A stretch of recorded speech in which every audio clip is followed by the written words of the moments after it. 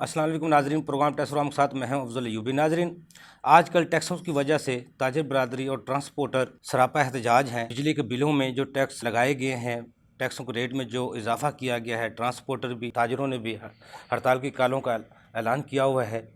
बिजली के बिलों में कौन से ऐसे नए टैक्सेस लगे हैं जिसकी वजह से ताजिर बरादरी सरापा एहतजाज है, और कौन कौन से ऐसे टैक्स हैं जो अवाम के लिए वबाल जान बने हुए हैं, इस पर गुफ्तगू करने के लिए मेरे साथ स्टूडियो में मौजूद हैं। गुफ्तगू करने से पहले एक छोटी सी रिपोर्ट देखते हैं, उसमें माहिरीन क्या कहते हैं। ये जो टैक्स है इसके दो एस्पेक्ट्स हैं। एक तो हमारा है डॉक्यूमेंटेशन व इकानमी के पॉइंट ऑफ व्यू से देखा जाए। दूसरा है जो टैक्स लोगों के ऊपर लगाया गया है, किसने देना है किसने नहीं देना, ये तो अक्रॉस द बोर्ड तमाम के ऊपर लगा दिया गया है। जिसके पास भी कमर्शियल मीटर लगा हुआ है उसको वो टैक्स लग के आ रहा है, चाहे वो उसकी इनकम टैक्सीबल है नहीं है, कुछ भी है वो, या सर्विस प्रोवाइडर है, वो सबको लग रहा है। अब इसमें एक ही टैक्स है, वो टैक्स पे करने से आपकी सेल टैक्स और इनकम टैक्स दोनों की लाइबिलिटी डिस्चार्ज हो रही है। और ये टैक्स जो है ना 3000 है, 5000 है, 10000, ये 3 स्लैब्स दिए हैं इस दफ़ा फाइनेंस एक्ट 2022 के अंदर। यानी अगर आपका बिल 30,000 के दरमियान होगा तो आपको 3000 रुपये टैक्स लगेगा। अगर 30,000 से बढ़ जाता है लेकिन 50,000 से कम है तो आप 5,000 रुपये टैक्स पे करेंगे। अगर 50,000 से बढ़ जाता है और 1 लाख तक है तो उसके दरमियान आपको जो है 50 से बढ़ने के बाद उसके बाद आपका जो है ना 10,000 रुपये टैक्स हो जाता है। लेकिन साथ ही ये कंडीशन है कि फाइलर और नॉन फाइलर को देखा जाएगा।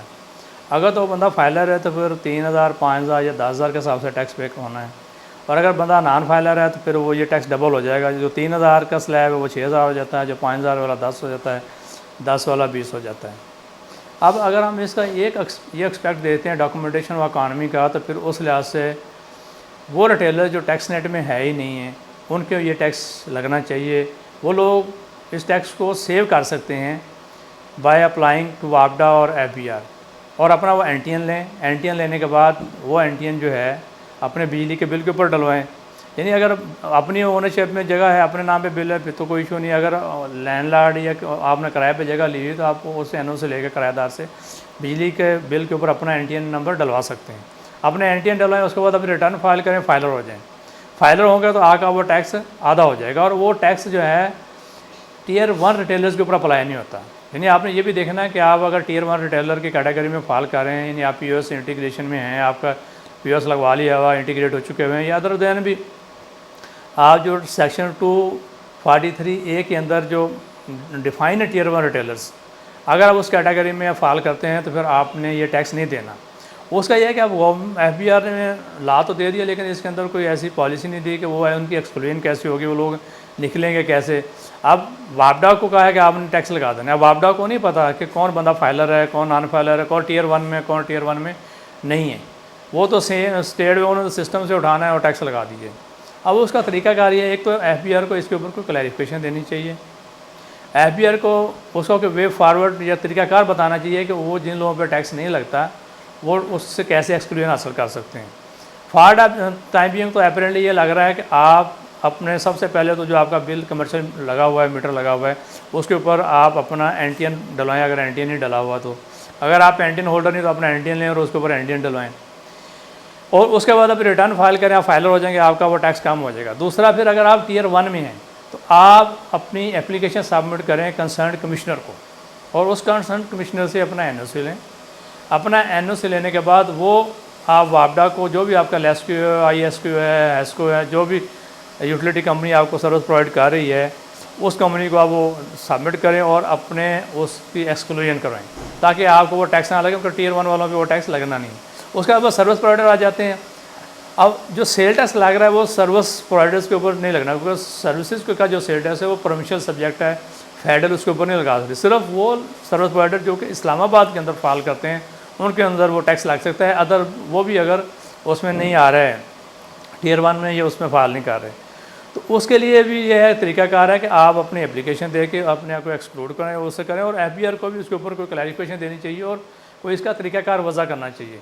बताना चाहिए कि लोग उसकी एक्सक्लूजन कैसे ले सकेंगे, और या आप लोग एम्पावर किया जाए, वो डॉक्यूमेंटेशन लेके वो खुद तो डायरेक्ट उसको सही कर दें, या कमिश्नर को एम्पावर किया जाए कि वो कुछ लेटर या कोई इशू करे, या FBR को जनरल ऑर्डर इशू करे जिसके तहत वो लोगों की एक्सक्लूजन की लिस्ट डाली जाए। तो उसके पास पावर है कि किसी लोगों को एक्सक्लूड भी कर सकते हैं, इंक्लूड भी कर सकते हैं।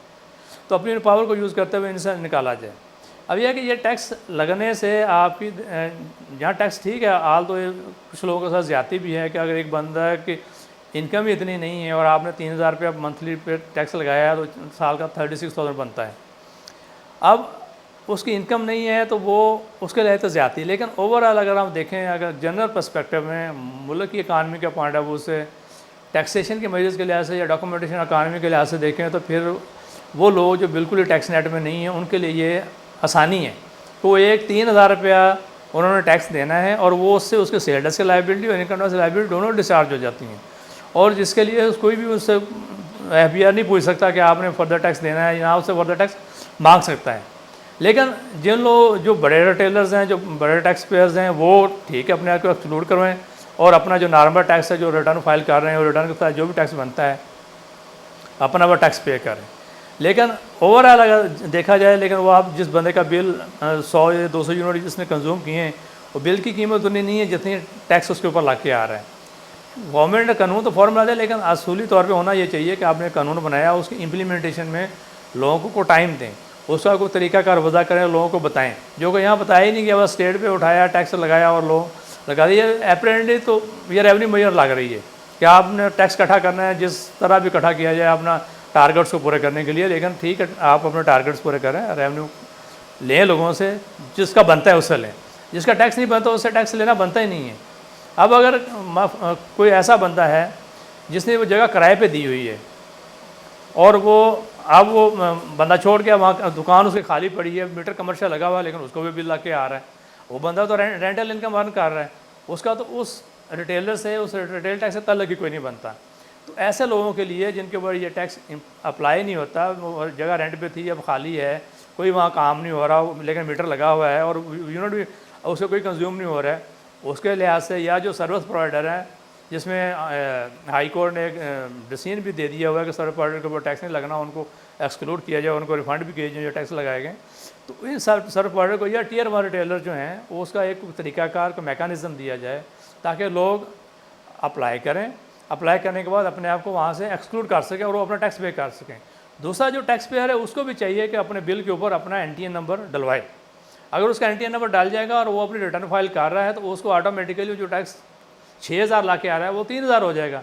और वो अगर उसके लिए ये सूटेबल है कि वो अपना बिजली के बिल के ज़रिए ये 3000 रुपया टैक्स दे के अपनी सेल टैक्स, इनकम टैक्स दोनों की लाइबिलिटी डिस्चार्ज करवा सकता है, तो उसको करवा लेनी चाहिए ताकि वो गवर्नमेंट को भी रेवेन्यू मिलेगा। और उसका हाल तो ये डॉक्यूमेंटेशन ऑफ इकानमी के ख़िलाफ़ है।